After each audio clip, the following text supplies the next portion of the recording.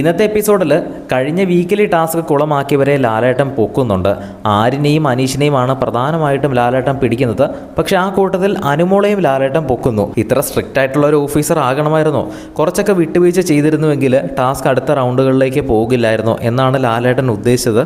അതുകൊണ്ട് ഇത്രയും സ്ട്രിക്റ്റ് ആയിട്ടുള്ള ഒരു ഓഫീസർ ആകണമായിരുന്നു എന്ന് അനുമോളുടെ അടുത്ത് ചോദിക്കുന്നുണ്ട് ലാലേട്ടൻ. വീക്കിലി ടാസ്ക് കുളമാക്കിയവരെ പൊക്കുന്നതിൻ്റെ ഇടയിലാണ് ലാലേട്ടൻ അനുവിൻ്റെ അടുത്ത് ഈ കാര്യങ്ങൾ ചോദിക്കുന്നത്.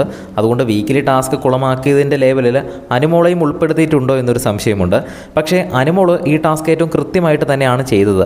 ഫുഡിൻ്റെ ക്വാളിറ്റി ചെക്ക് ചെയ്യുന്നത് ഓഫീസർ എന്താണോ ചെയ്യുന്നത് അതുതന്നെയാണ് അനുമോൾ കൃത്യമായിട്ട് അവിടെ ചെയ്തത്. കഴിക്കാനുള്ള വസ്തുക്കളുടെ ക്വാളിറ്റി ഒരിക്കലും കോംപ്രമൈസ് ചെയ്യാൻ പറ്റുന്നതല്ല. അത് എത്ര വിലപിടിപ്പുള്ള ഫാക്ടറി എന്തു തന്നെയായാലും ഫുഡ് പ്രൊഡക്ട്സ് ഉണ്ടാക്കുന്ന ഒരു കമ്പനിയുടെ ഫുഡിൻ്റെ ക്വാളിറ്റി ചെക്ക് ചെയ്യുന്ന സമയത്ത് അതിൻ്റെ ക്വാളിറ്റി ഒരിക്കലും കോംപ്രമൈസ് ചെയ്യാൻ പറ്റുന്നതല്ല എന്നാണ് അനുമോൾ അവിടെ തെളിയിച്ച് കാണിച്ചു തന്നത്.